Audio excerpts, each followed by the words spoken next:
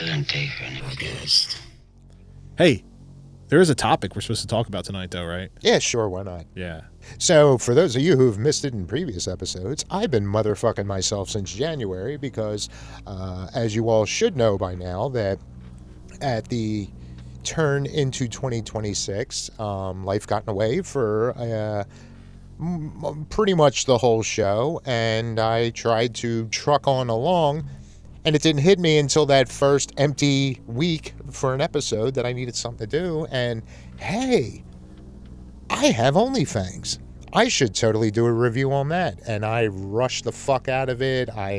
It was my first time trying to do something completely solo. It was like this perfect shitstorm, and I've never been happy about that.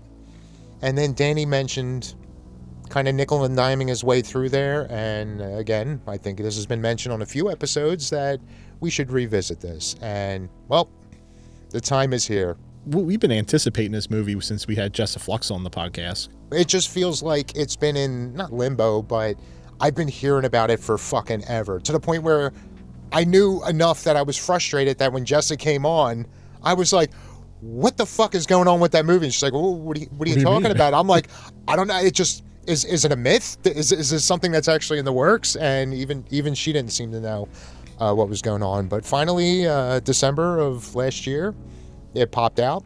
Managed to buy myself a little digital copy of it and was quick to watch it. And I was always looking to have a conversation about it. Not that I had anything really pressing off the top of my head, but it would be nice to engage with somebody else who has seen this movie. Because my opinion overall doesn't change. It's an enjoyable movie. Yeah. I had a blast with it. It would just be nice to have another human being involved with this. And Danny decided to bite the bullet and be part of this reboot. I'm so verklempt. Oh, yeah. Well, I really need to put like some kind of like love music on here. So. This is very wet. But yeah, listen, when it was a few years ago when I ended up coming across Murder Size, and I was like, holy shit, you guys got to watch this. And some of the people in our podcast, you know, enjoy these type of movies, and then some people, yeah, like I don't really have time for that. But I think we all agreed, we were all on the same page, like, the scene from Murder Size. I was like, guys. And I stand by what I said. This wasn't pandering just because we were actually having a conversation with her. I thought her acting in that scene completely overshadowed the fact that her tits were hanging out. Oh, yeah. Like, that was, yeah. But just now, don't get me wrong. If I met a person like that, it would annoy the fuck out of me to the point where I would have to walk away as to not engage in violence. But to see a character like that played on TV, she fucking nailed it, man. I loved it, and when we heard that she was coming on the show, I freaked out a little. Yeah. I was a little excited. It's just, the exchange between her and Drew Maverick is just, you kind of forget that with the scene that's going on. It's amazing. And that's how I got introduced to AMP Productions. And I think we were just talking about it, and then we're like, all right, what's the next movie up? Well, the next movie up is OnlyFangs, so. Because I remember you mentioned, like, oh, yeah, she's in this movie OnlyFangs. And we looked at, oh, Ginger Lynn's going to be in it. And, oh, Nightmare Christie. We've been kind of going back and forth with her. Like, at the time, we were trying to negotiate, like, getting her on the show. And then I guess she ran into some personal issues, and she kind of went off the grid for a while. But it was like, oh, my God, like, all these people we know about are in this movie, and I mean, you look at the, pretty much all the cast is from Murder Size, basically, too. Yeah, because I mean, it's AMP. They're like a lot of these indie companies. They got their core people that they're on, they're tight with, and they help each other out with all the projects. And listen, they AMP, Angie and Paul, right? Yeah. So, and they've done movies like Slasher at Party, Cinco de Mayo, Streets of Vengeance, Murder Size, and now OnlyFangs. And a lot of that core group, they went from movie to movie. Most of them that are in OnlyFangs, they've been in other movies of AMP. Yeah. I'm confused almost. So Kansas Bowling. Yeah. I've seen her in both of these movies. Yeah. I know she's done more, but As far as being familiar with movies, you got this and Murder Size. She is so great at being, and I don't know anything about who she is as a person. She looks like she would be the sweet girl next door type of thing, which is probably why she plays that so well, and is yet fucking terrifying. Yeah. All right, Murder Size, there might be a little more grounds for that, but even in this, she's like this sweet vampire, but she looks like the kind of person you don't want to piss off. Right. And fucking Drew is just a fucking pimp and everything. I envy the fuck out of that guy, and he nails it. He's Everything he does, he just fucking nails absolutely. Like, he plays it straight, but he's also kind of the comic relief in a lot of these movies. But yeah, he just gets that perfect mix every time. Yeah, I saw Kansas was in. I didn't realize that, and I haven't watched it probably since Christmas time. But Christmas, Bloody Christmas, or wait, not the Terminator one. She was in that. Yeah, I got to rewatch that because that's been a couple years. Yeah, I didn't watch it this past Christmas. I watched it last Christmas. Not this past one, but the year before that. It was early enough that I didn't know what a Kansas bowling was at the time. Unfortunately, I didn't pay attention to her till Murder Size. But yeah, now I got to go watch it because I love that. But it's probably been, I forget what year it came out, but it feels like 5 years since I've seen it. Yeah, I think it was like 2020 or. And it was probably within the first year of it being out that I saw it. Or maybe it was even before that, but I just had picked up when I was... I don't know. It's been a while. When I was looking at her filmography, I was like, oh, no shit. She was in that. Huh. I think I saw it 3 times within like a week and a half. And yeah I got to go back to that. And especially now knowing she's in it. Yeah. Yeah, that's a plus. When I first heard the name of this movie, I was like, it's about time somebody fucking capitalized on this. So somebody did a play on that. Yeah. Which, to me, I was just like, all right, I'm sold. You basically went after this monster of a platform that's out there, a money-making platform for people to do whatever the heck they want and sell whatever they want. That I am determined to get this show on at some point. Yeah. That they capitalized it, and they're making a horror comedy out of this movie that I was like, okay, now I'm sold.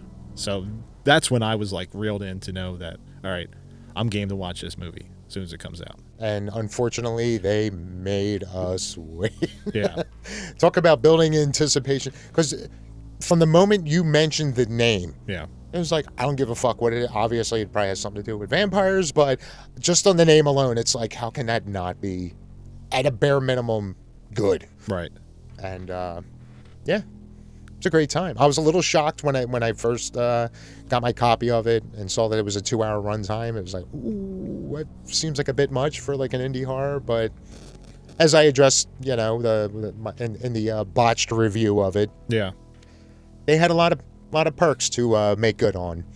And on this rewatch, it didn't bother me as much. In fact, when it was going down, I mean, it still feels a little bit drawn out, but I think where I had a little more of a problem with it the first time was, all right, I want to see where the story goes. I want to see, and it kind of, I mean, it's all in the context. It's it's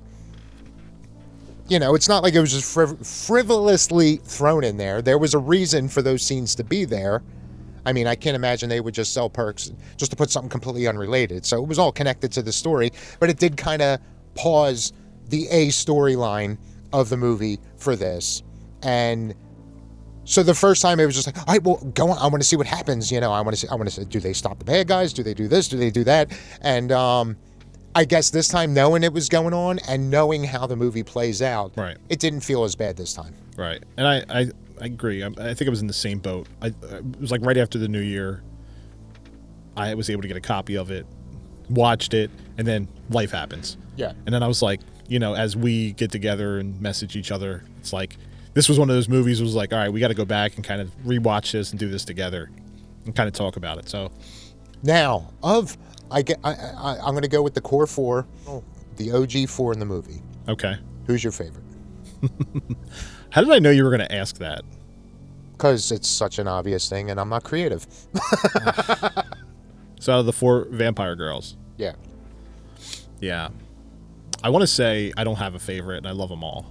There was different moments of the movie where I was like, God damn. I mean, the part of me originally, I was focused a lot on Reese and Zoe. Yeah. again, now taking it in, knowing everybody that's in the movie and all these other things, watching it this time around, Selena, 100%. Oh yeah. Her fucking rage-fueled dialogue. I'm like, she is my people. Yeah. This time around, I fucking loved her. Yeah. But yeah, I agree. They're all great. The 4 distinct personalities. But yeah, I side with the rage monster this time. Yeah. I want to be her friend. Yeah. And just fucking fly off the handle at any given moment together. Right. Yeah, that's when I saw her, I pictured exactly that. You know, and I know exactly where you were going with that. Yeah. Scarlett, badass bitch. In fact, there was one moment, I think, when they were going through all the descriptions of, you know, all the only... Oh, in the early ads. And the ads shit of like of the OnlyFangs and all that. There was one video of her just like butt naked from behind.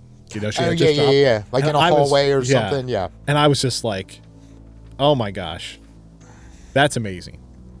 And you got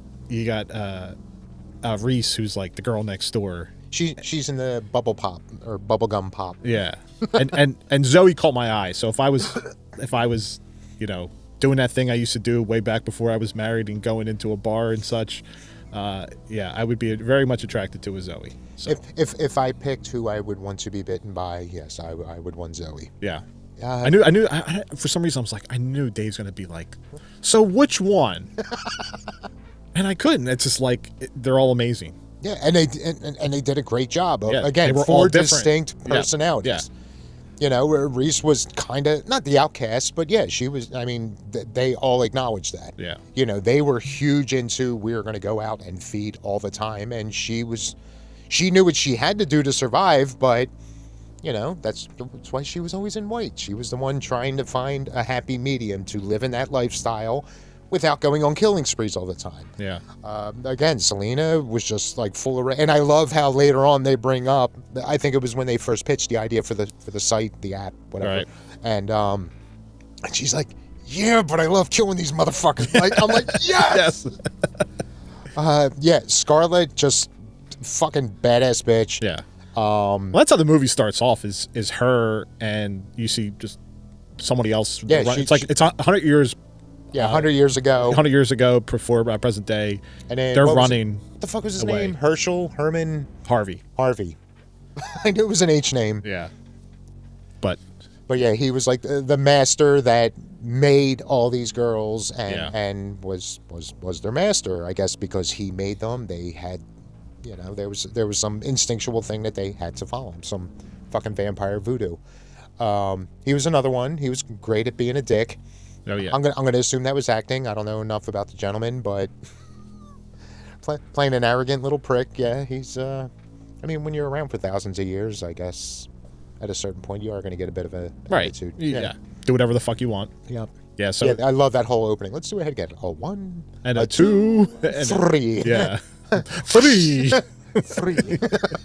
Yeah, that was pretty cool. That scene where he ends up taking off her head, and it was a cheesy effect, but it again, for the context of the movie, it was, you know, it wasn't a major pivotal point. I was just like, okay, yeah, we're just killing people right out of the gate. And Scarlett was like his prize, like his prize upcoming, you know, his protege. Yeah. So, and then immediately jump in the present day. You got Reese. She's starting kicking off her modeling career with this new guy. And this guy, he's got a bit of a neck fetish going. Yeah. Like, it didn't waste like 5 minutes into the movie. It was like, okay, this motherfucker means business, even as far back as 100 years ago. I'm assuming way more than that. And then shows up. Oh, look at that new blood. All right, now you're one of me. Yeah. Here's a fucking rat. Yeah. I'll get you to where you want to be. Yeah. And by the way, I'm gonna, you know, keep you fed just enough where you're staying alive, wanting more, and you need me. Yeah. And then so again, he was great at being a dick. Yeah. And then Scarlett comes, basically with Selena, takes him out. So did they ever explain why? Because that was the first thing to come to mind. not to jump to the end and all, but it was like, you should have finished me off. Why didn't they finish? Was there a reason to keep him alive? Well, I think because originally I was thinking, you get in a bunch of vampire movies, especially like Lost Boys, you kill the head, and then they all die. They kept him alive because she wanted to make him suffer. Okay. For what she had felt and went through 100 years ago. Okay. And all that time since. All right. And that control. So it's really coming about down to suffering. All right. Then I'm all for it then. Yeah. Just sitting there. Yeah. But they take him and they take off his legs. His arms and legs, and just stash him in a trunk. In a trunk. And it's like, all right, Reese, come with us. You're never going to have to go hungry ever again. Yes, we will protect you. Yeah. And then, jump to the I like the Western / Reservoir Dogs fucking opening. Yeah. Dude, that was great. I think that was the moment where I was, it's like, I don't care what happens from here on. Yeah, I'm all in. Yeah, you got like they're pulling the trunk. She's Reese is pulling the trunk behind. Yeah, they all got their sun umbrellas and their bags and shit. And there's Reese back there with a fucking half a cargo plane's worth of shit dragging along.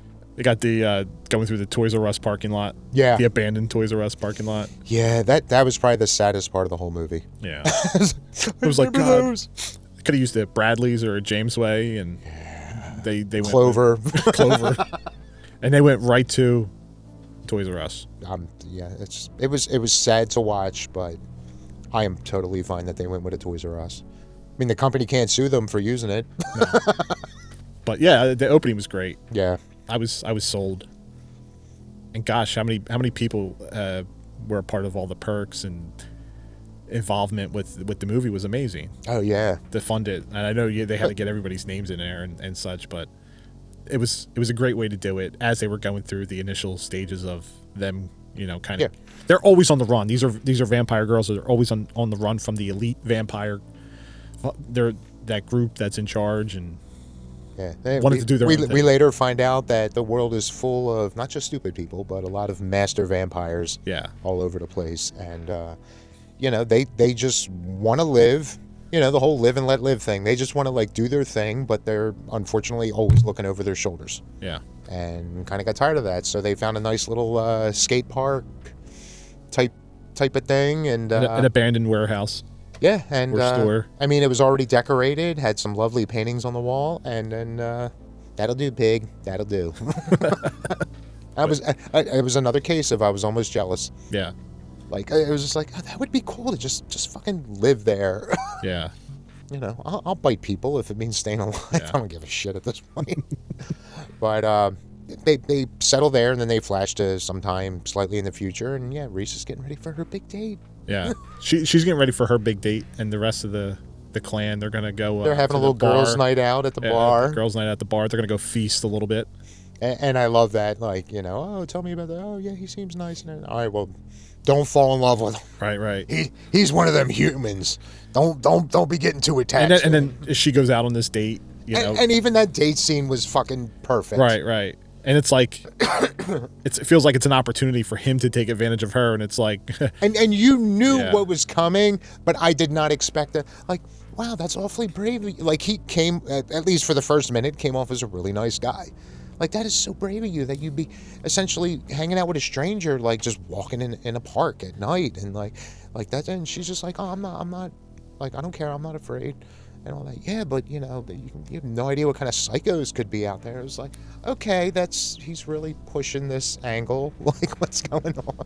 And oh no, I'm totally fucking killing you. Yeah, right now. Yeah. And she's like, Too late. Yeah. I'm already dead. Yeah. And then the teeth come out, and I think that's what I had seen from the trailers. A lot of the trailers was that whole scene. Yeah. But in the meantime, we get introduced to Wes, Quentin, and the lovely Gwen. And the Gwen. The Gwen. And the Monster Boys. The Monster Boys. So I'm assuming they were supposed to be like an internet show, right? Yeah. Because I know he uploads the one video, and obviously he's known in the community, but you don't really catch much as far as their show. It's just a matter of them trying to do things, but of course their world got turned upside down a little too quick to focus on the show itself. But yeah, they're hanging out this park, and they're monster hunters. Yeah. Well, Wes is. Wes is. Quentin's like, he comes off as he kind of believes, but it's more of humoring and or supporting his friend.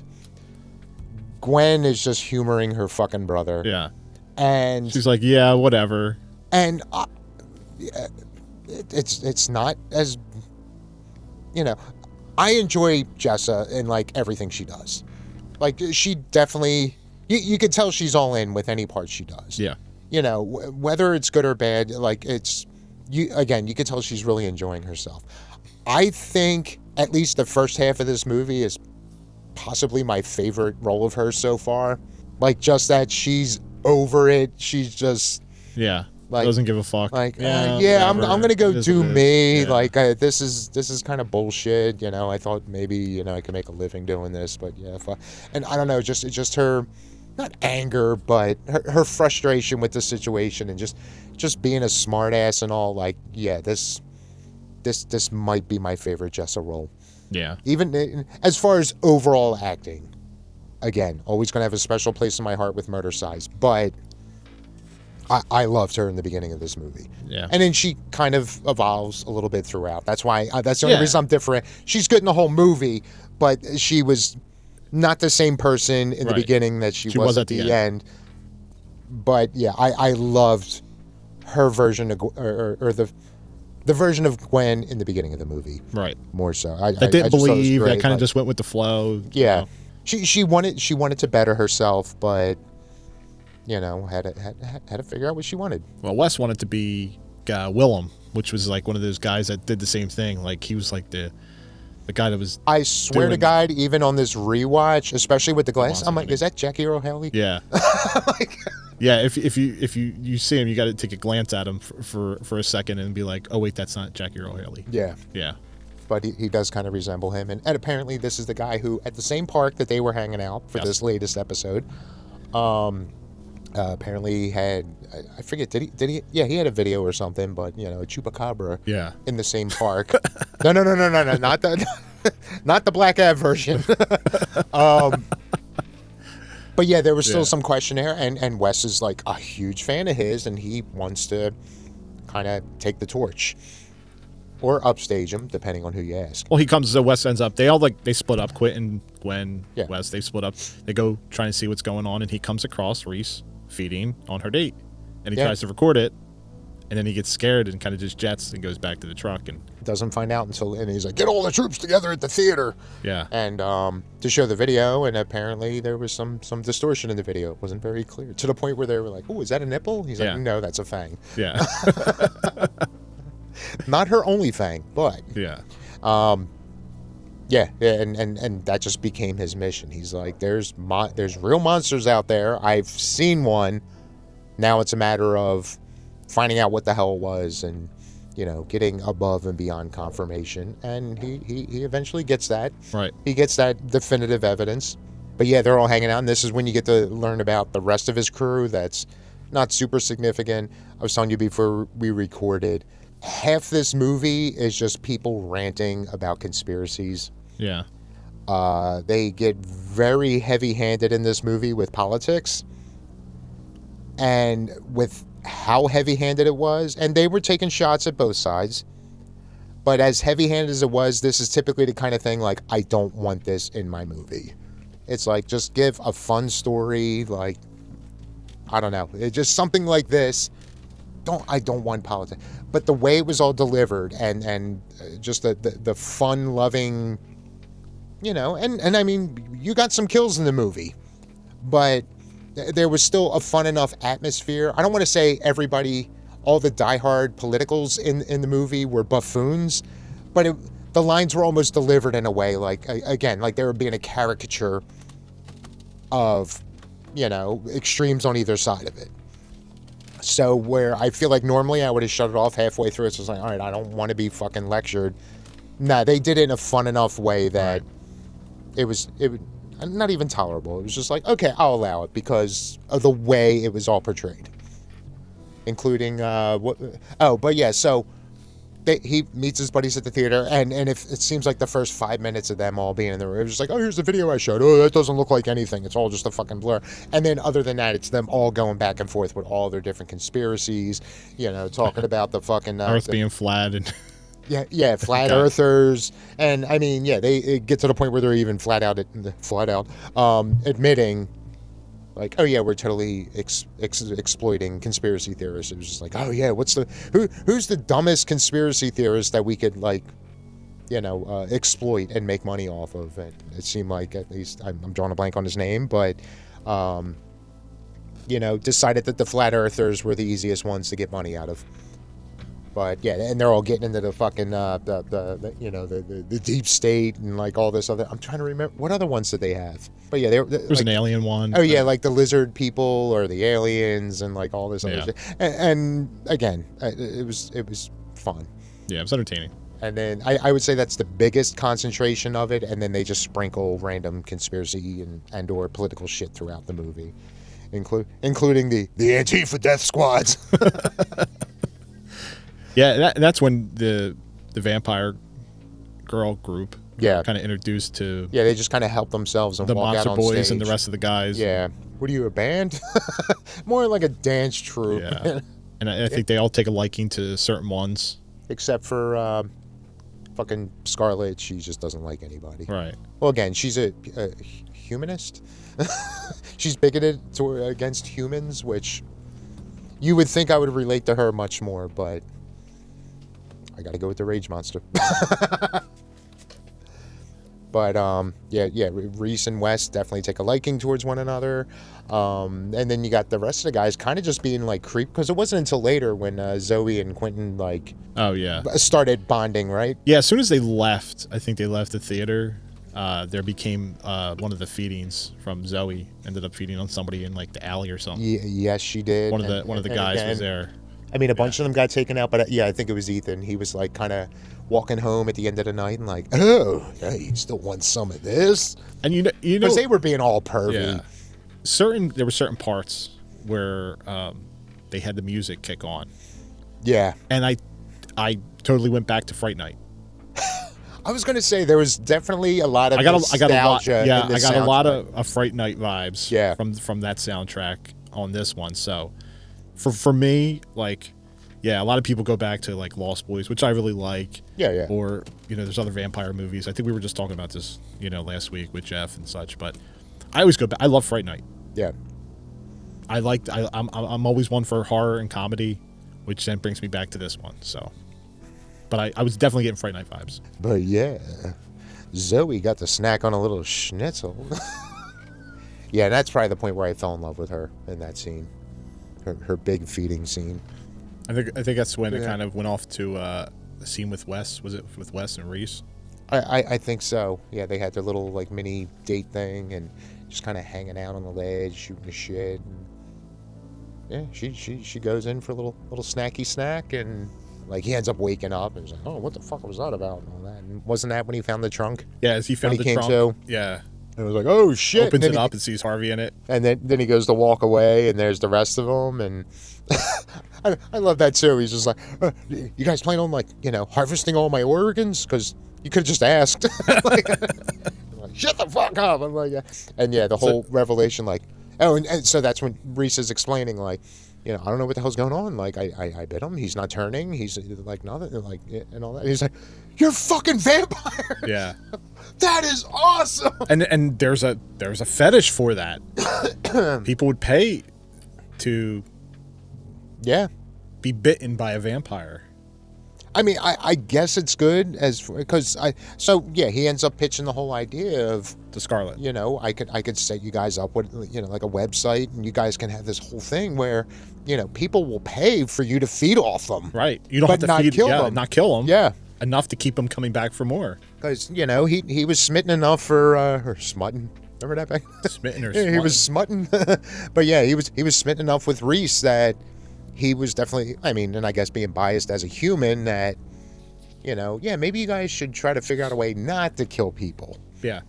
And so he pitches this whole thing of, yeah, people, you know, you can get, you know, quantity over quality, and people will pay you for them to feed you. Of course, his biggest thing was, you know, but you can't kill us.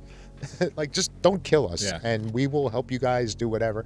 But again, slightly fast forwarding that, you know, you get the people like, oh, you know, oh, this is just fake, and, you know, people exploiting a fetish, and it's like, that's just the fucking internet anymore. But it seemed like nobody believed. It was being pushed as, you want to be bitten by a real vampire? And everybody goes in on it, but then also saying like, oh my God, that felt like the one guy was like, oh, it really felt like she was draining my blood. It's like, they're telling you they're real fucking vampires, but nobody believes it. Right. Which I guess I kind of understand. Like if something like that actually did blow up, it'd be like, well, they're not real vampires, but they're just really committed to the role. Right. I'm going to go into this ad. But that type worked in what out. I want. I want to type in 6'3", fangs, wants to attempt to suck my blood. I mean, we all know like the goth thing is like, you know, that's a huge fetish that everybody's going nuts at, these fucking poser fucking goth bitches. So it works out that they get to openly feed. They don't have to necessarily kill anyone, but nobody believes they're real fucking vampires. Right. Because I'm guessing if, you know, like I said, it works out that if people did believe that they were actual vampires, then, you know, the government and all that, and, you know, the Antifa death squads, I fucking love that reference. Everybody's using it. You know, so I guess if people did actually believe it, then I'm sure certain government agencies all over the world would be after them. So, yeah, again, it was just the best of all of it. Yeah. They make money. They can... all you can eat buffet. And I like how they introduced and had people talking about, you know, what's going on, you know, once they started it and how they evolved over a time of they're growing their business and doing their thing, and they're doing all this feeding. And it was where I said like all of the commentators and the podcasts and all that, and I get it's a huge fucking, like, if to me it made sense how they incorporated it all in there. Everybody's going, oh yeah. You got to go with this one. No, you got to pick this one. And it was one of the guys was saying about, you know, I got Selena, and she scares the shit out of me.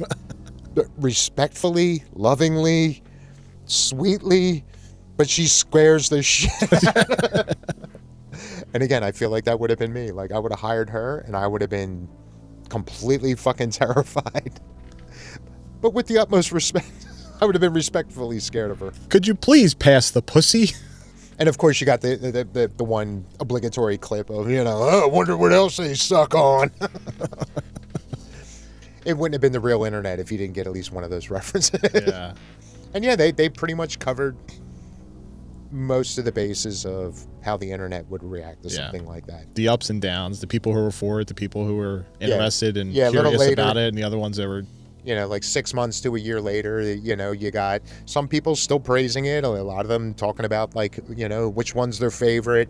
But yeah, like towards the end of those clips, then you're getting more into the, you know, this is just a way to steal hardworking people's, you know, hard-earned money, and blah, blah, blah. And you got the haters bleeding in more and more. And again, that's just the typical evolution of any huge fad on the internet. So it was accurate. You almost got to see in real time how the internet can... The toxic environments. Can worship you 1 second and just completely shit on you the next. Yeah, I think this is also, too, when Gwen had quit the Monster Boys and he went back to Ma. I almost forgot about that. So, yeah, it was right before they made, you know, had their little handshake deal. And, Gwen explains, she's like, I just want to do my thing. Like, this monster thing, it's like, this is your thing. I'm not enjoying it. Like, I need to get like a real fucking job like that. And yeah, I almost forgot to go into Wes and Mom's. To me, that was a toxic relationship. Yeah.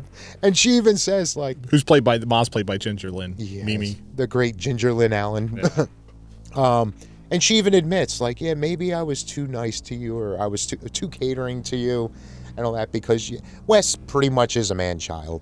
But I love that, how he goes home and, oh, yeah, you know, Gwen left the show, and, you know, and, oh, I got to figure something out. Otherwise, I got to get a real job now. And but I just want to do my. Oh, Mom, I'm hungry. He's like, oh, can you make me a sandwich? And she's just like, okay, and turns around. Like, oh, my hip. Yeah. My hip. And he's just, oh shit, are you okay? Are you okay? And she's like, yeah, it's just my hip. I just need a minute. He's like, all right, well, there's no rush. Like, take your time. And then, like, 10 seconds later, all right, well, you don't have to be that slow, Mom. Where's my fucking sandwich?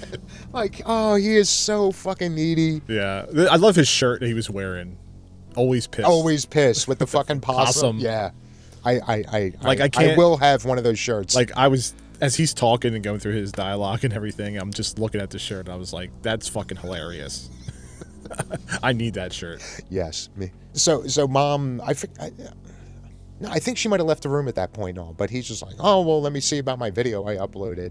And then you get that whole batch of fucking, you know, everybody like, oh, this guy's a fucking fraud, and, you know, fuck this guy, and he's ruining it for all of us legitimate monster hunters and all that stuff. He's just like, Ma, these guys are talking bad about me. Yeah. Yeah, they had so many different scenes of people just giving him shit. Yeah, and again, now knowing it's there, whereas the first time I felt like it kind of slowed down the pacing and all, but now I got to enjoy it more for what it was. And just to get that reaction, just to see how much of a fucking mama's boy he is. To the point where it's just like, Ma, they're calling me a fake on the internet. Yeah, and he also had another interaction with Wilhelm. Right, you know, talking about, hey, did you check out I got this video and I want you to see it because I worship you. Yeah. Oh yeah, I already saw that. You're fake. Yeah. I'm calling bullshit now. I know what you're trying to do. You're trying to upstage me. You're trying to do what I never did do. And like, get over yourself. Right. You played an okay Freddy. No, that one does not count, Dave. Yeah, so then we get to the whole pseudo date night. He gets bitten, wakes up, pitches the idea for the website. The website fucking blows up all over the place. And that was one of the things I was going to mention earlier that I forgot about. We kind of dip into, like, Fight Club. It's like, yeah, you get all these OnlyFangs vamps globally. It just fucking, you know. And again, they reference later on it was at least 6 months since they launched the site. But, yeah. It just blew up, and every country had their own chapter of OnlyFangs. And I love how they spread around with that, especially the one, I think it was like towards the end and all. It was like, so tonight I ordered Korean. It came very highly recommended. And you knew where it was going. Yeah. But it was still fun to get that reveal. Yeah. No, I loved it. Yeah. It made sense. But they go to get the website launched again, and, you know, he reaches out because Gwen's like his go-to photographer, and she's like, oh, what are we doing, shooting porn now? Like, what the fuck? And it's like, no, this is like a legit thing we're doing. And she comes in and does the photo shoot, and then, yeah, over time, again, after the thing blows up, they have a little celebratory dinner, and, you know, a little thank you to Gwen for being the world's greatest photographer. And this is where the seduction to the dark side begins. Like, have you ever thought of being in front of the camera? Like, oh God, I can't do what you girls do. Like, you know, like, be sexy and stuff. It's like, bitch, please. Yeah. But again, good acting. Right. Because she sounded like she believed it, but we all know that's bullshit. Yeah. She makes a comment like, oh, you think I'm you know, it's some type of stripper or something? Oh, that's what it was. She's like, well, I used to joke to myself that I should just quit the warehouse and become a stripper. Yeah, that was it. It was like, yes. I was like, yes, you should. Yes, you should. And then who was the other one? Was it Ridley?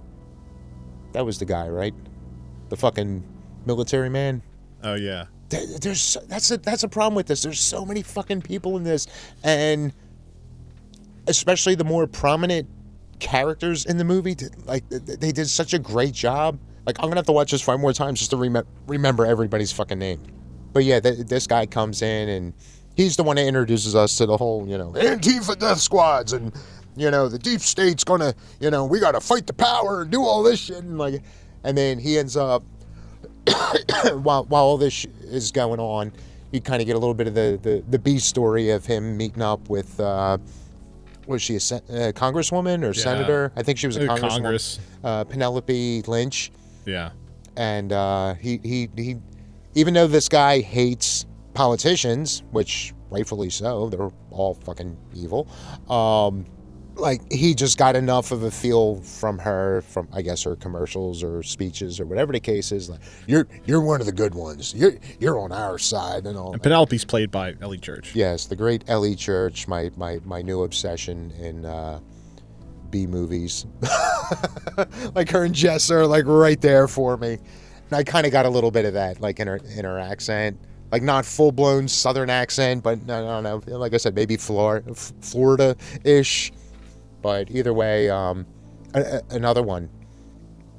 Like there was something terrifying about it. Now I didn't realize until the end that there was a reason to be terrified of her. Right. But it was just that sternness in the way she talked and all. Don't want to piss her off either.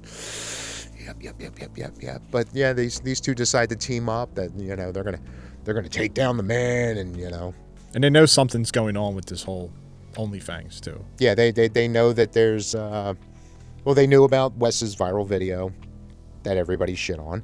But this is some bioweapon from the government and fucking the deep state and the this and that, and they also got an assist from Wilhelm too.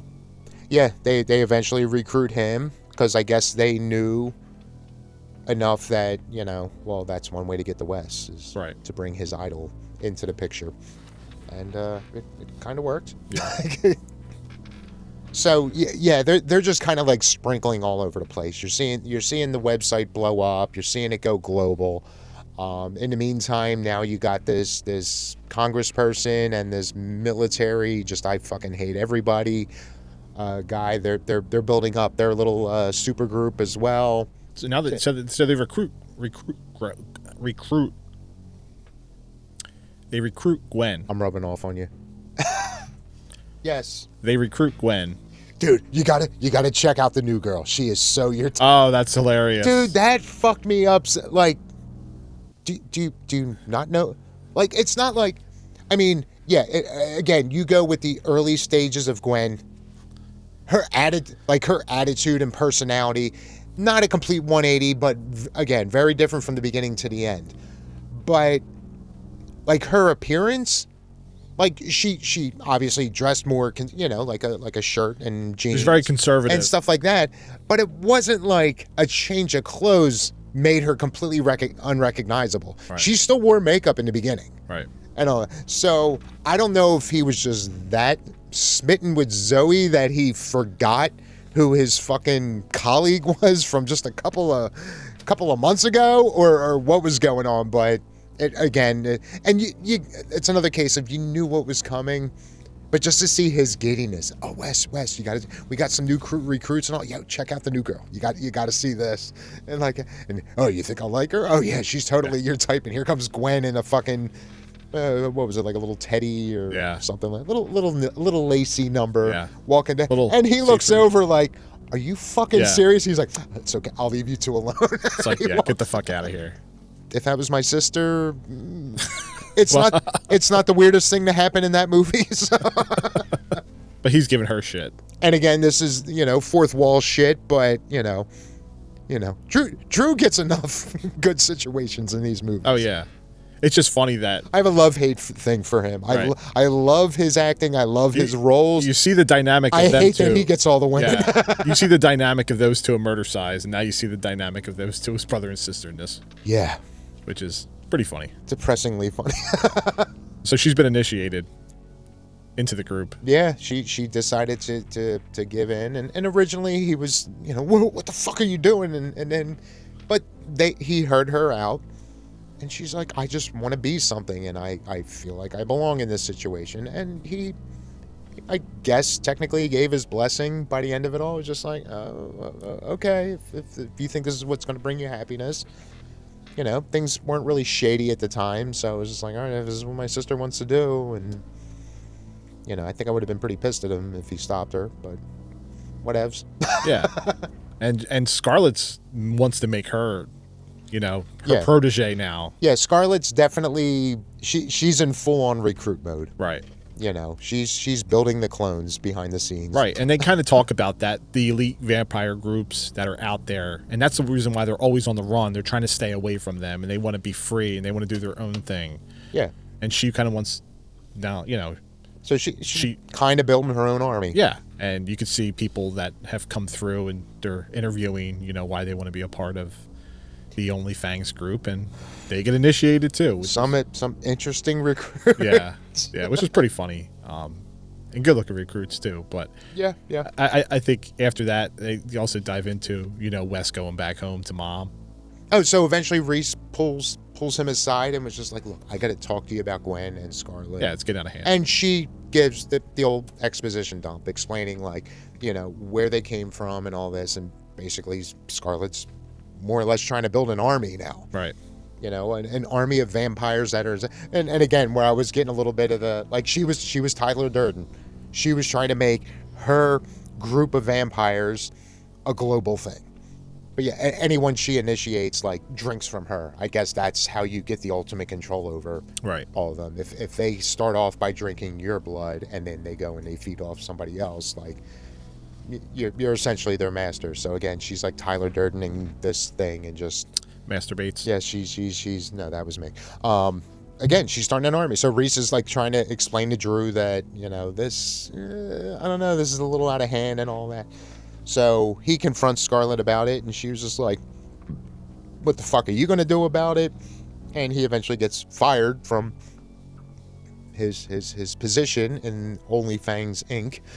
And so he goes home, like you said, he goes home to the one person he can trust, Mom. But what is Ma doing?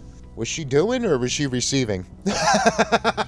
Who knows, but it was a great fucking scene. He goes home, walking through the, Ma, I got kicked out of my company, Ma. And then he goes and walks into her room, and there is Ma and Cherry having a little live stream activity, an OnlyFangs exclusive in the bedroom. And again, as we referenced before, the great Christy Adams or Nightmare Christy. There's another scene that is possibly at least tied to this one as my favorite of the whole fucking movie. But yeah, let's just go with this one for now. That walks in, so the two of them are going at it. They got the phone set up, again, live streaming or at least taping all this. Sorry, filming all of this. And what the fuck are you doing? It's like, Ma, get away from her. She's a real vampire and all that. And then Ma's just like, oh, honey. Yeah. Wink. Smiles, you see the not you too. Yeah. Scarlett got to her. Why would you do that? Oh, well, I hung out with your friend Scarlett and we just hit it off, and but you know what, my hips are better and I'm so flexible. You want to see how flexible? I knew when she made the comment in the kitchen about her hip or something, I was just like, yeah, she's turning. Yep. She's going to be feeling like $100. It's like Cocoon. There was more to just that one joke of, oh, no, Mom, you're hurting. Take your time. All right, well, don't take that much time. Yeah. But I love that, I'm so flexible. You want to see? And, no. No, she really is. She sure is flexible. Yeah. I just love, you got the initial shock of that scene, but the fact that Cherry is just poking the bear the whole time. He's trying to come to terms with his mom being a vampire shooting porn in her own house. And there's Cherry in the background oh, yeah, but you would believe how great Ma is. Oh, come on. Yeah. I really enjoyed that scene. Yeah. That was a lot of fun. And that was one of my biggest regrets on the last review. It was fuck. As soon as I brought it up to you, we were talking about it before the show. Yeah. I was like, oh. Because it got really, not full-blown, oh, I'm crying and all this. But the movie got so serious there for 5-10 minutes that was the ultimate break of the tension. Right. I feel like that was the perfect way of doing that. And but what's now in the running, probably for my newfound love, for my new bestest vamp of the movie, when they were talking about, when they were negotiating the logistics of the website and all that, and saying oh, they have to give a monthly donation and it's forever, there's no, oh yeah, she's telling them oh, this is what it needs to be, and she turns around and she's just yeah, men are gonna bleed once a month. Yeah. they'll get used to it. Yeah. I was dying. They'll get used to it. Yeah. Again, I forgot about that. That was perfect. It was my favorite line of hers that wasn't completely rageful, but she was just Yeah. They'll get used to it. Yeah. I love that. They're going to bleed once a month. Yeah, they're all going to bleed once a month. It's okay. They'll get used to it. Oh, they'll get used to it. Because, yeah, that was... I don't think anybody saw... Like you were saying, you kind of knew, yeah, that likely mom was probably going to dive in and... Be rejuvenated. Yeah, yes. Yeah. For that reveal, that was not on my bingo card. No. And this, at this point, this is what, coming close to like 2/3, 3/4 into the movie. And that was another one that we heard like, oh yeah, Christy Adams is going to be in this. Yeah. And it was around that time, it was like, oh shit, I thought you had. Yeah. Maybe her scenes got, oh, never mind. Yeah. I think I did the same thing. I was like, oh shit, yeah, I forgot she was casted in this as well. Yes. And very brief role, very impressionable scene. Yeah. So yeah, and but again, just like with Gwen, he talked to mom and heard her case and was just like, I ain't happy about it, but as long as you're happy. Wes wasn't that unhinged. He was very passionate. He was definitely strong with his opinions, but he was willing to hear a person out. So you got to give him that much. Yeah. The whole Chekhov's gun of the movie, where early on he introduces his sword. Oh yeah. That guy. It was like a broadsword or something. You know, something you see out of fucking Conan. That was a fucking He-Man sword. Yeah. Yes. It might have been talking to Gwen early on, but it was just like, oh yeah, my sword, and it was, or maybe it was Quentin. I don't remember, but anyhow, and he was just like, oh yeah, it was blessed by a priest, and it was like, he was dressed up like an elf or something like that, and it was just like, it doesn't matter, it still counts, it's still blessed. Yeah. I think I was Gwen giving him shit. So yeah, when you got the big breakup, yeah, he passed his sword on to Quentin and was just like, you know, take care of Gwen, take care of Reese. And he's like, oh my God, I don't think I can handle this level of responsibility. This is too much. He's like, take the fucking sword. Yeah. All right, he's been kicked out of the business, but he wants to make things right with everyone. In the meantime, now you have the other group assembling, and now they're trying to track down Wes because they know Wes is somehow right. You got the council. You got the councilwoman. Yeah. Penelope.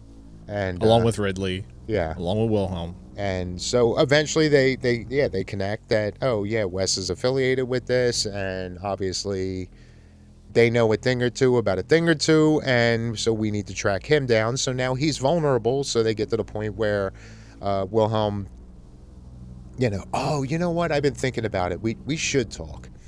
So he brings him in, and he's just like, no, I watched your video, and I'm sorry I blindly dismissed you, but yeah, that's yeah.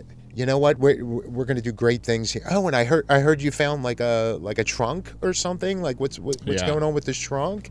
And yeah, you should totally show me where that is. And he kind of like Wes starts falling for it, like, oh my God, this is almost like a dream come true. But on the other hand, it's like, nah, but you did kind of tell me to go fuck myself sight unseen. Right. So yeah, I don't know about this. And oh, it's too late now. He goes whether they want it or not. But yeah, they take him and they're like, yeah. At this point, like, you need to show us where this trunk is, or we're gonna fucking kill you. And in the meantime, they're on their way to go figure out where the hell this trunk is, because now Councilwoman Penelope has, she got a lot of interest in it. She got a lot more intimidating at this point. Right. So and then Scarlett's also, she's already turned Gwen, and she's already assembled her group. Yeah, she got a few more recruits. Or at least 3 more at the time. And now they're not just feeding, but they're becoming more vicious. And now they're basically going on a warpath again.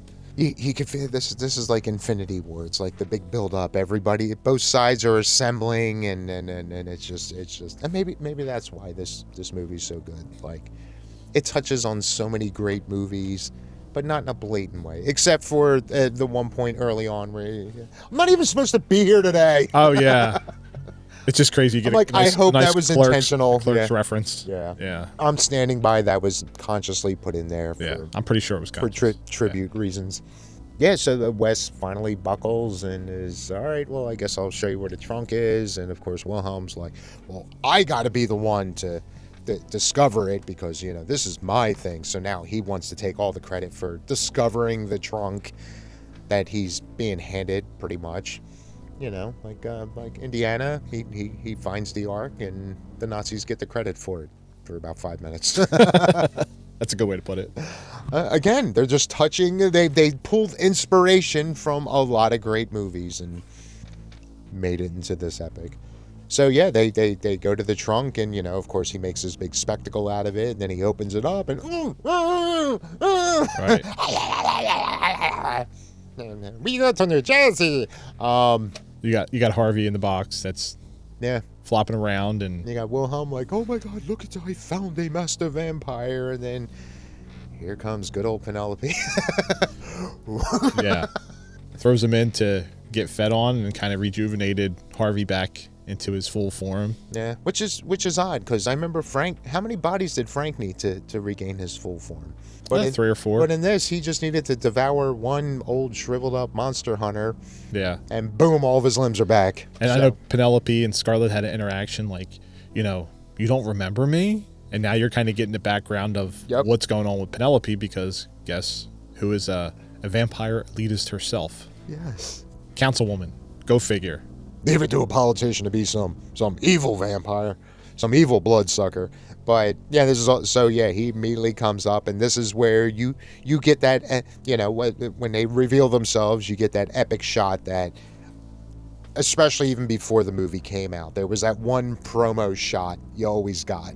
Again, the neon lighting and just that fucking wall of hot vampires. Yeah, the group of girls. And this is the scene. So yes, all that photo being in heavy circulation even after the movie came out, but I know even beforehand, anytime I tried finding out any updates on the movie, that shot was always there. And to me, that was the Avengers Assemble moment. Yeah. Who was that last minute recruit? The one that ended up streaking throughout the streets. I don't know if they actually said her name or not. But I'm talking about the fucking... You could tell she was like right out of high school drama club.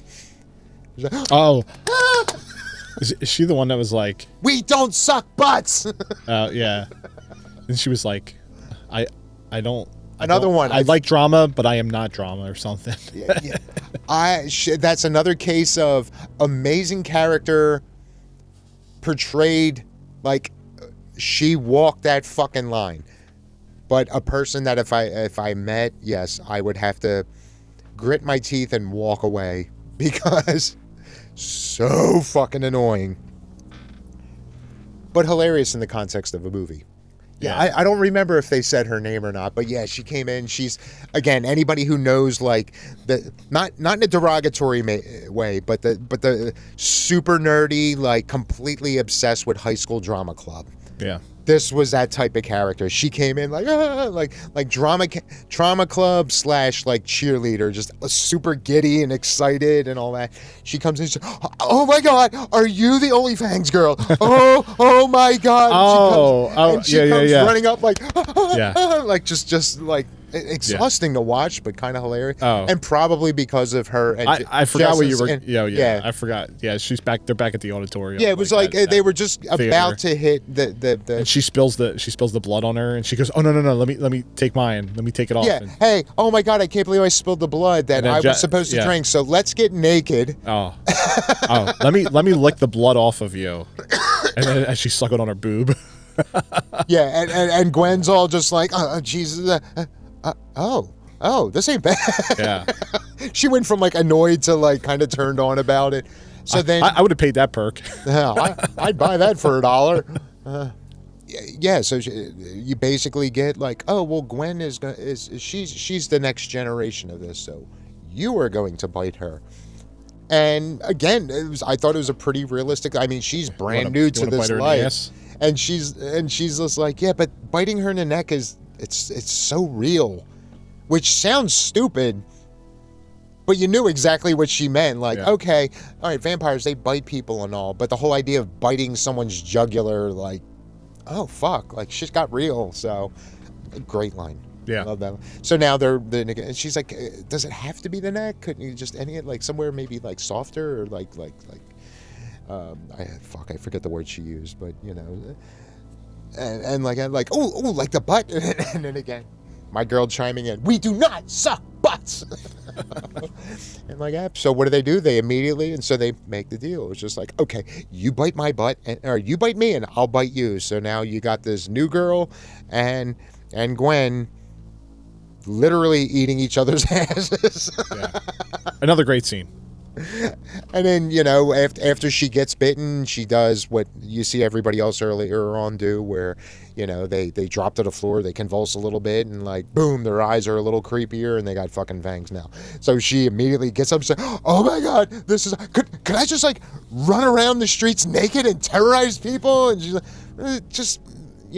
you do you, but we're trying to keep somewhat of a low profile, like, oh my God. And the fucking squeal she let out before she walked out the door. Again, even Gwen's like, ooh, this bitch crazy. Like, she seemed kind of jealous of that level of freedom, but she was also kind of terrified of how insane this woman was. And unfortunately, we didn't see her again. Well, bittersweet that we didn't see her again. Yeah. Because good riddance, but that was fun. Yeah. But yeah, so now we got the big battle there where, Thanos' crew, the children of Thanos, meet up with fucking the Avengers there, and really didn't last all that long. No. They kept it short and sweet, but kind of like, oh, well, all right, I like your crew here, but I didn't make you people, so you're useless. Just starts ripping hearts out and shit. Everybody goes off, and then, what was it, Wes that got lifted up by Penelope. Yeah, so that's when you kind of know that she had some special powers to her. Yeah, and like you said, the whole, oh, don't you remember me? It was like, oh shit, yeah, you do look kind of familiar now. It was the big blonde curly hair. Maybe that's what caught her off guard. But yeah, everybody pairs up. They do a little fighting here and there, and then now you got Wes and Penelope and. She's about ready to fuck his whole world up when Quentin comes in for the big save with Wes's blessed sword. And the silver sword. Yep, fucking ripped into her. He fucking laced into her. Yeah, she went out like a boss. Yeah. There was a mild regrouping moment, and then it came down to Wes and Harvey. Yeah, the Monster Boys were back after, and I love that too. That what the you ain't even, you're fucking humans. What the fuck are you gonna do to me? We're the Monster Boys. Yeah. And that's when he also had taken out Reese. Oh yeah. He fucking sucked her off real nice. Which left her hopeless and unresponsive, and the Monster Boys ended up taking out Penelope and Harvey, and the face melt for like 10 minutes. Yeah, Wes wheezes into him. And then, Reese is helpless after Harvey and Penelope are dead, and he's like, what's going on? It's just like she's been drained too much, like she needs to feed. And fucking he gave my man didn't even twitch, man. He just fucking whips out his forearm and like, here you go, babe. Here you go, boo. And then Scarlet came in and she topped her off. Yeah. Because apparently Wes gave just enough that it kind of knocked him out a little bit, and Scarlet finished the job, and that was nice. That was her first human moment. Right. Yeah, Wes wakes up and it's like, oh yeah, the bad guys are dead. And it was like, yeah, we kicked some monster ass. You got to have somewhat of a happy ending, even though my poor Penelope is gone. Reese has got her shit back together. They have their little tender moment. He lifts her up and she, like, next to him, she's like a fucking rag doll. Right. I don't know why. It didn't bother me, but it was odd. Like, he grabs her and it's just like, I hope he's got a tight grip on her because she'll go through the fucking ceiling the way you lifted her up.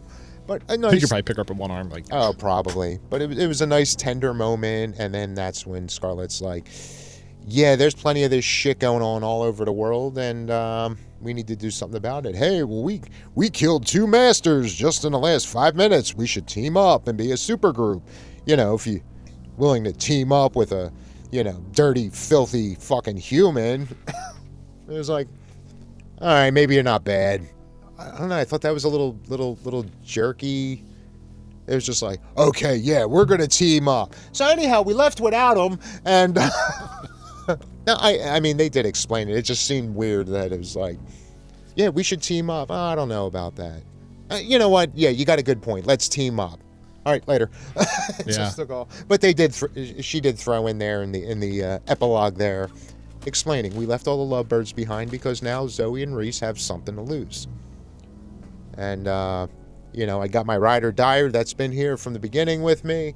Got these 2 new recruits that they're pretty fucking hardcore, and yeah, we're gonna go start some shit.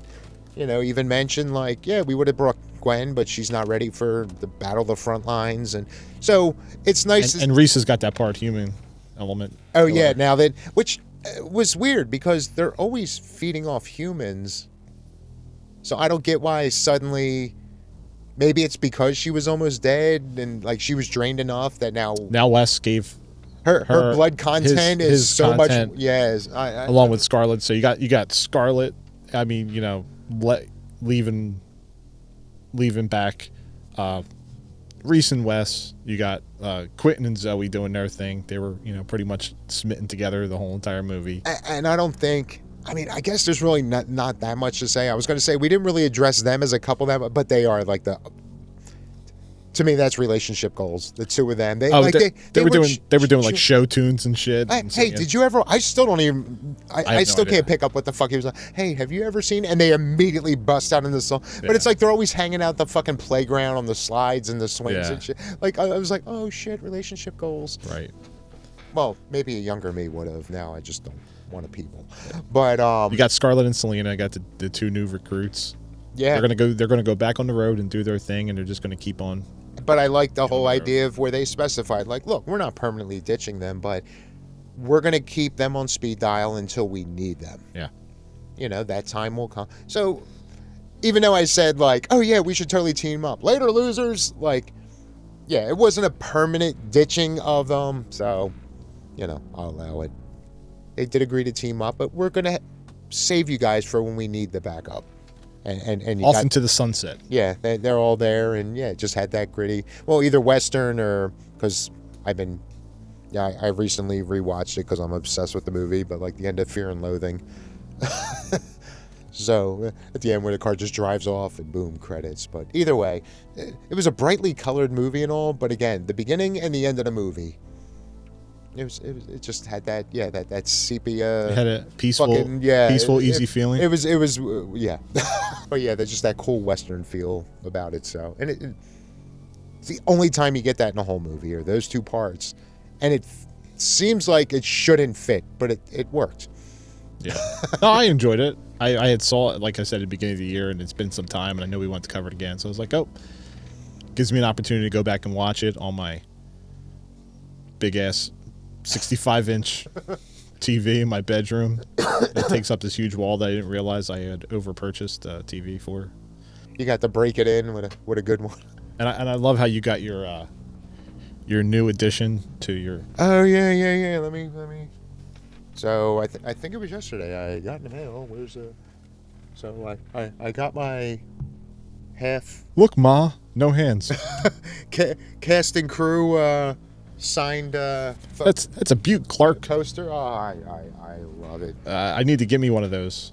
Do they still have them available? I need to put it in the podcast studio. Yeah, it wasn't that expensive, so it's I mean, I would much rather meet everyone involved with the movie, right? But I'll take the autograph. Well, maybe they'll be coming to a New Jersey HorrorCon or that would be PA-Con nice. Somewhere in the near future. I mean, I know some of them have dabbled at least as close as Pittsburgh. Right. So, Dave, how would you rate the movie out of 10? Might even go with an 8. Okay. 8 out of 10. I mean, they got 500 people in this movie, and most of them, like I said, it was well done, and for all the anticipation, because that was something that terrified me. It was we heard about it. It was just okay, it's all the same people that did Murder Size, and I had fun with Murder Size, and just the fact that it was, oh yeah, it's almost done. It's almost done. It's almost done. It's almost done. And it just kept going. It's fuck, this movie's never coming out, is it? Like I said, to the point where one of the stars was just I have no fucking idea. Yeah. And not that I gave up on it, but it got to the point where, all right, well, whatever happens. Oh, it's out. Like, oh shit. And just hanging on all that time. And again, just the fact that I'm a fan of some of the people that I knew were involved with it. And the name, it was like, how can this not be great? And it got to the point where when I went to watch it, it's, went into fanboys, oh, what if it sucks? Like, I was so nervous that I built it up waiting all this time for so long. I'm like, this is going to be like dog shit. And it was like, no, it's exactly what I expected it to be. Yeah.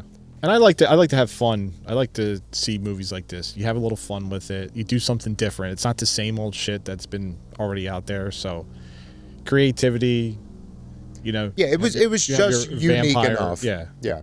Your vampire, dark comedy. And like you said, it's about time somebody did a play on OnlyFans. Yeah. I'd give it, I think I'd give it like a 6.5 out of 6.5 out of 10. All right. So fair enough. And again, this is, the tail end of 2025 that this came out.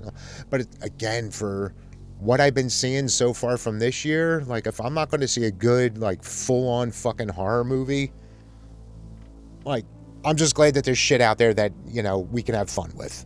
right. And a lot of A&P work is on, you can find it on Tubi. Yeah, they got a ton of shit on there.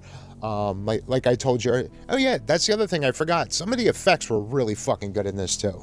Yeah. Again, for like a low budget movie, but a lot of the biting and the ripping of the skin was. Yeah, they could have just settled for, it's just like, oh, we're gonna bite in here, add the blood effect, and then they pull away. They got 2 little dots on it, but no, there's some chunks removed throughout the movie as well. Some chunks and some junk got removed. Oh yeah. Yeah, so we forgot to mention that part too. The effects were pretty good in it as well. And like I said, I enjoyed the music. Like, there's a handful of songs in this that, like, I found myself today at work, and I'm like, like, Yeah. now I gotta either buy it on vinyl, dude. Actually, if they did put the soundtrack on vinyl, I would have to do it. And I'm not a huge vinyl person. Yeah, I just respect it, but I'm not gonna go into $1 million fucking addiction of buying like everything. I got like maybe 20 laying around, and half of them are from my childhood, and I picked up a couple newer ones. But this is something I would probably buy. You would put it right next to your Bay City Rollers record? No. Oh shit. I guess that was my house. I got 2 Moody Blues albums, and neither one of them have Nights on White Satin. These are great albums. I was definitely getting Fright Night vibes from some of the music in it. So, which takes me back because I really enjoy that movie. So, and then I forget the name of the song, but there was the one that it was like, oh yeah, total Nirvana ripoff. Yeah. Actually, it starts off like Nirvana and kind of almost has like a Weezer vibe to it later on. Yeah, I know what you're talking about.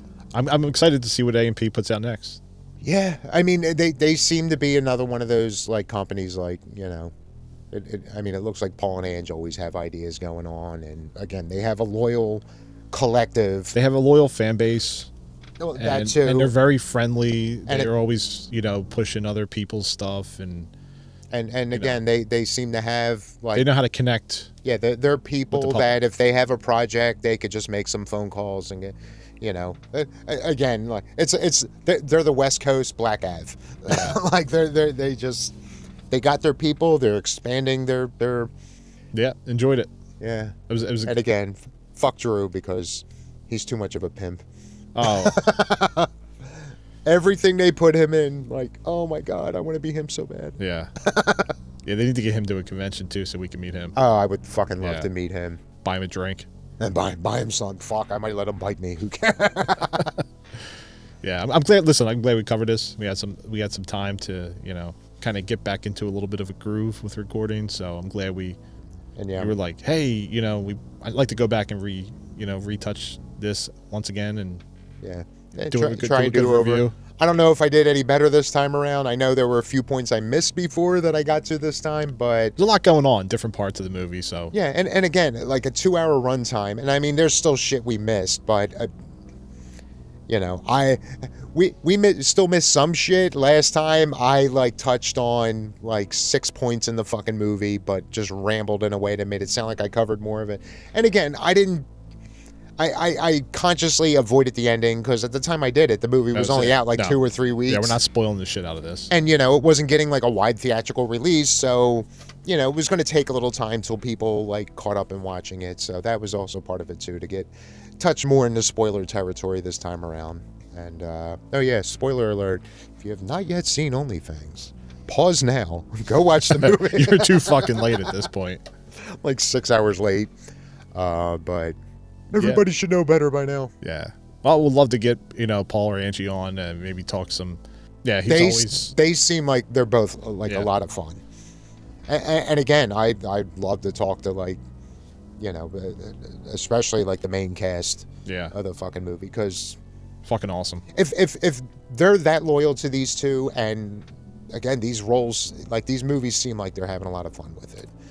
So I would like to think they'd be a fun conversation. Yeah. I mean, Jessa was awesome, and she said she loves her mom, but I'd love to smack her in the face just once. Or no, I'm sorry, punch her in the face. Yeah. Just once. That's when I knew that Courtney Gaines was on to something. Yeah. What would you do if there were no consequences? And if you haven't seen it, go back and watch our interview with Jessa Jupiter Flux. She was gold. Yeah. 2 hours of gold. Amazing. Well, Dave, it's been great. Yes, thank you again, sir. And it was nice of you to come back to, in this house. So, toodles. Peace. Broadcast completed.